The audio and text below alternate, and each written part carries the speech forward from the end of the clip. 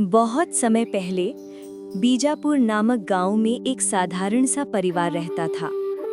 पति का नाम था रामलाल और उसकी पत्नी का नाम था सुरजा। गांव छोटा था मगर प्रकृति की गोद में बसा हुआ। चारों ओर हरे भरे खेत, तालाब और दूर दूर तक फैले जंगल। रामलाल, रोज तो तुम मवेशियों के पीछे पीछे निकल जाते हो, कभी अपने लिए भी सोचा करो। दिन रात बस यही मेहनत। सुरजा, हमारा जीवन ही ऐसा है।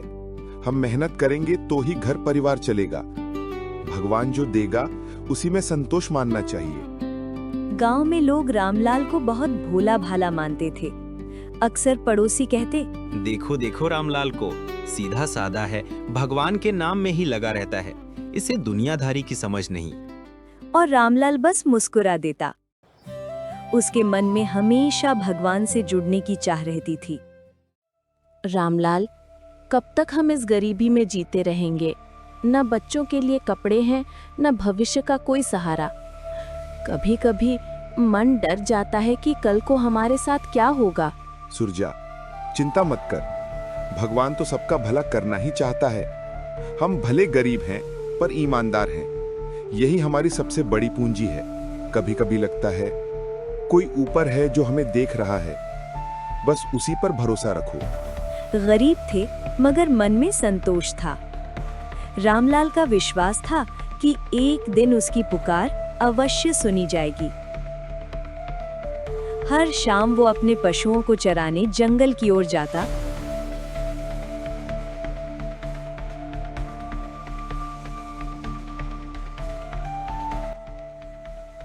और वहीं एक पुराने पीपल के पेड़ के नीचे बैठकर कृष्ण जी की मूर्ति के सामने भगवान से बातें करता। यही उसकी छोटी सी दुनिया थी, जिसे अब बदलने वाला था खुद परमात्मा कबीर साहिब का ज्ञान।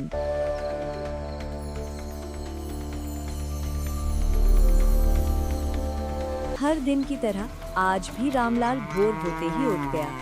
उसने अपने पशुओं को खोला। सुरजा ने जल्दी जल्दी उसका झोला तैयार किया। रामलाल, इसमें रोटियां और दाल रख दी हैं, और ये मक्खन भी साथ ले जाओ।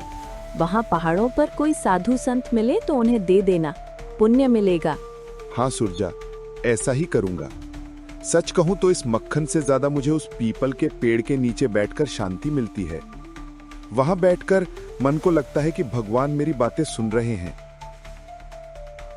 रामलाल के लिए ये रास्ता कोई साधारण रास्ता नहीं था।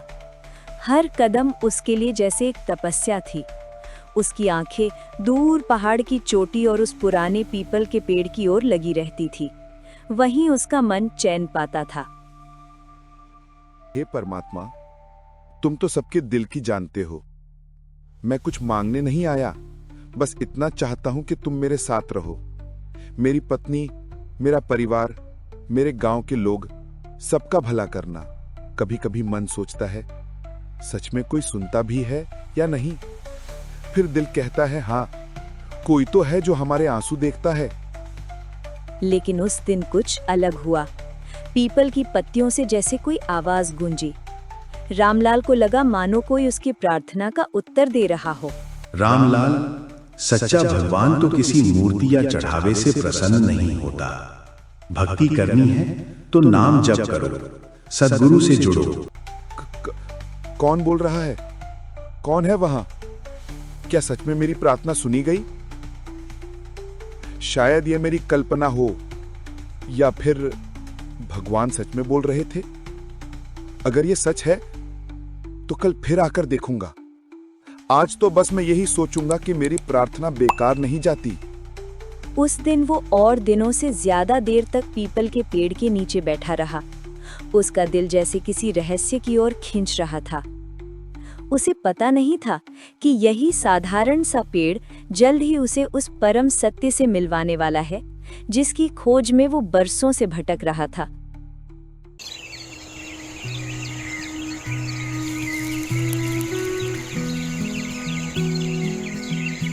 अरे, आज इतनी जल्दी निकलने की तैयारी क्यों कर रहे हो? अभी तो सूरज भी ठीक से नहीं निकला। कल उस पीपल के पेड़ के नीचे कुछ ऐसा अनुभव हुआ जैसे कोई मुझे पुकार रहा हो। मन अब चैन नहीं पा रहा। आज जल्दी जाकर देखना चाहता हूँ। तुम भी न रामलाल, कहीं सपना तो नहीं देख लिया? नहीं सुरजा, ये सपना नहीं था। मुझे यकीन है वहां कुछ है, कोई तो है जो हमें देख रहा है। इतना कहकर रामलाल घर से जंगल की ओर निकल जाता है। रामलाल जैसे ही पीपल के पेड़ के पास पहुंचता है, वो पेड़ के सामने हाथ जोड़कर बैठ जाता है। हे प्रभु, अगर आप सच में हो तो आज मुझे कोई निशानी दिखाइए। तभी अचानक पीछे से आवाज आती है। वो कोई साधारण संत नहीं थे, वो स्वयं थे परमात्मा कबीर साहिब। तभी अचानक स्वयं कबीर परमात्मा अपने साक्षात रूप में प्रकट हुए। रामलाल, डर मत, तुम्हारी पुकार सुन ली गई है। मैं वही कबीर हूं जिसे लोग संत कहते हैं, पर वास्तव में मैं स्वयं परमात्मा हूं जो जीवों को सही मार्ग दिखाने आया है। साहिब, मैं तो एक साधारण मनुष्य हूँ। आप मेरे सामने आए, ये मेरा सौभाग्य है। मैं तो केवल इतना चाहता था कि मेरी आवाज कोई सुने, पर आपने तो दर्शन ही दे दिए। रामलाल, सुनो, भक्ति का मतलब है सच्चे नाम का जाप करना, पर इस कलयुग में लोग अंधविश्वास में फंस गए हैं।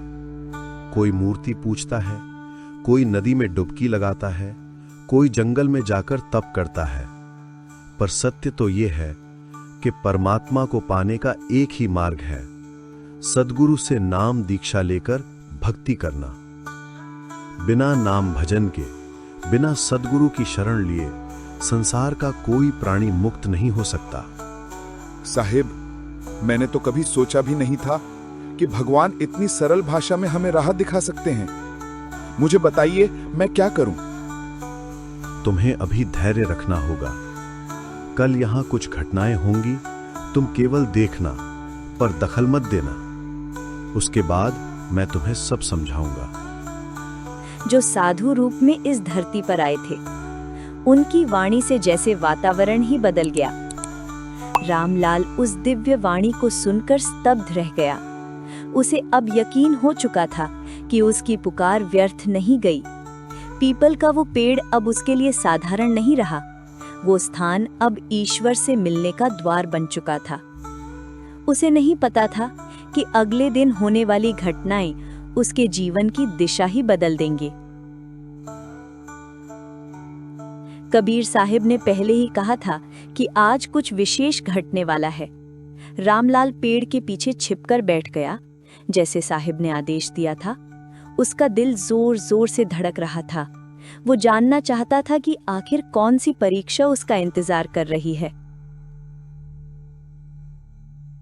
तभी वहां पर एक धनवान लाला जी आते हैं।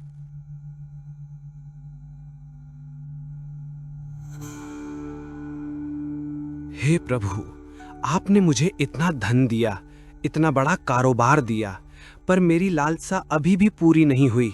मेरे पास और धन हो, मेरे व्यापार में और लाभ हो, बस यही मेरी इच्छा है।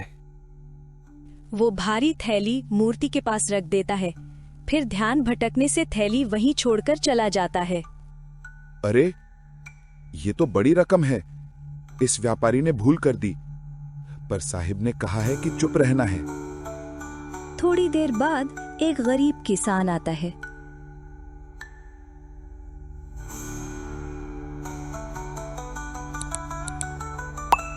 हे दयालु प्रभु, कई दिन से मेरे घर चूल्हा नहीं जला, मेरे बच्चे भूख से तड़प रहे हैं, मेरे पास अब कोई सहारा नहीं बचा, कृपया मुझ पर दया करें। अचानक उसकी नजर पैसे की थैली पर पड़ती है। वो कांपते हाथों से उसे उठाता है और रोते रोते कहता है, प्रभु, आपने ही मेरी सुन ली। अब मैं अपने बच्चों का पेट भर सकूंगा। आपकी दया अपार है। वाह साहिब, आपने उस गरीब की झोली भर दी। ये तो अद्भुत है। अब कुछ देर बाद वहां सपेरा आता है।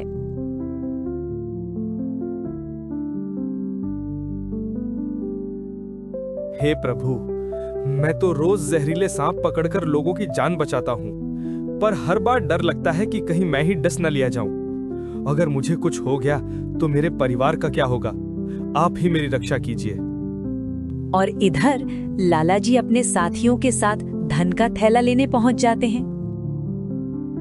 मेरी थैली यहाँ रखी थी, जरूर किसी ने चुराई है, और यहाँ तो सिर्फ यही सपेरा बैठा है, इसी ने मेरी थैली ली होगी।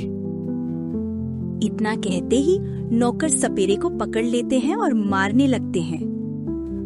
नहीं, मैंने कुछ नहीं लिया। प्रभु की कसम, मैं निर्दोष हूँ, मुझे छोड़ दो। ये सब देखकर पेड़ के पीछे खड़ा रामलाल कांप रहा था। हे साहेब, आपने कहा था चुप रहना, पर निर्दोष को ऐसे पीटते कैसे देखूं? मेरा दिल फट रहा है। अगर मैं बोलूंगा तो आपकी आज्ञा टूटेगी, अगर ना बोलूंगा तो ये बेकसूर मर जाएगा। आंखों में आंसू भरकर वो साहिब की दी हुई शर्त तोड़ देता है और बाहर आ जाता है।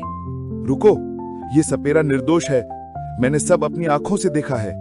ये पैसे उस गरीब ने उठाए थे जो अभी अभी यहाँ से गया है। अगर जल्दी करोगे तो उसे रास्ते में पकड़ सकते हो। व्यापारी तुरंत सपेरे को छोड़कर गरीब से थैली लेने के लिए निकल जाते हैं। भाई, आज अगर तुम न बोलते तो मेरी जान चली जाती। मैं तहे दिल से तुम्हारा आभारी हूँ। रामलाल को लगा कि उसने एक निर्दोष को बचा लिया।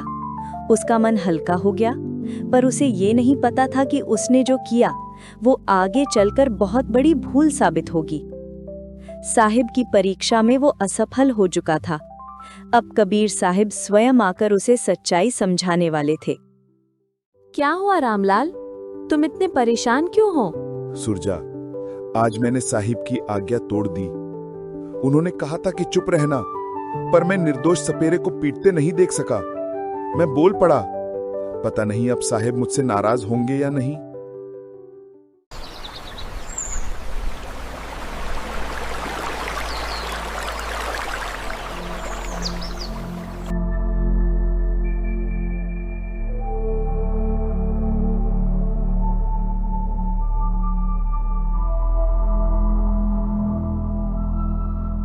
साहिब, मैंने आपकी आज्ञा का उल्लंघन किया, मुझे क्षमा करे। मैंने सोचा निर्दोष को बचाना ही धर्म है। रामलाल, तूने जो किया वो तेरी दृष्टि में सही लगा, परंतु जो तू नहीं जानता वही असली रहस्य है। आज मैं तुझे वो दिखाऊंगा जो सामान्य आंखें नहीं देख सकती। व्यापारी का भाग्य। ये व्यापारी पिछले जन्म में गरीबों का धन हड़प कर बैठा था। इस जन्म में जो भी धन इकट्ठा करेगा वो टिकेगा नहीं, इसलिए उसकी थैली का जाना उसके कर्मों का हिसाब था। गरीब का भाग्य। वो गरीब किसान पिछले जन्म में दानवीर था। उसे ये धन मिलना ही चाहिए था ताकि उसके घर का चूल्हा जले, पर तेरे हस्तक्षेप ने उसका भाग्य छीन लिया। सपेरे का भाग्य। वो सपेरा एक पापी था। पिछले जन्म में उसने कई निर्दोषों को फंसाकर कष्ट दिया था। इस जन्म में उसे अन्याय सहना था, पर तेरा बोलना बीच में आ गया। तूने कर्मों का लेखा जोखा बिगाड़ दिया। साहिब, अब मैं समझ गया। मैंने अपनी बुद्धि पर भरोसा किया और गलती की। अब मैं आपकी शरण में हूं। मुझे नाम दीक्षा दीजिए और सच्चे भजन का मार्ग दिखाइए। रामलाल, इस संसार में जो कुछ घटता है वो सब कर्मों के लेखे के अनुसार होता है। मनुष्य अपनी सीमित दृष्टि से सोचता है कि वो किसी की मदद कर रहा है, परंतु वास्तव में वो विधि विधान में हस्तक्षेप करता है। सच्ची मदद केवल सद्गुरु कर सकता है, क्योंकि वही कर्मों का बंधन काटने की शक्ति रखता है। तूने निर्दोष को बचाने की कोशिश की, पर क्या तू उसके पुराने कर्म जानता था? क्या तू देख सका कि उस गरीब की झोली कैसे खाली हो गई? याद रख, फल की चिंता छोड़, केवल नाम का भजन कर। सद्गुरु की आज्ञा ही असली धर्म है। रामलाल, तेरे भीतर की जिज्ञासा सच्ची है। मैं तुझे नाम दूंगा और साधना का तरीका समझाऊंगा। तू बस श्रद्धा और नियम से भजन करना। तेरे घर में सुख शांति और आत्मा को मोक्ष मिलेगा। उस दिन से रामलाल और उसकी पत्नी सुरजा ने कबीर साहिब की शरण ग्रहण की। उनका जीवन बदल गया। जो पहले हर बात पर डरते और घबराते थे, अब उनका दिल शांत हो गया। उन्होंने जाना कि असली सुख धन दौलत में नहीं, बल्कि सद्गुरु के नाम और आज्ञा में है। कबीर साहिब का संदेश पूरे गांव में फैलने लगा। ईश्वर की प्राप्ति मूर्तियों और अंधविश्वास से नहीं, बल्कि सच्चे पूर्ण गुरु से मिले नाम और उनके बताए मार्ग से होती है।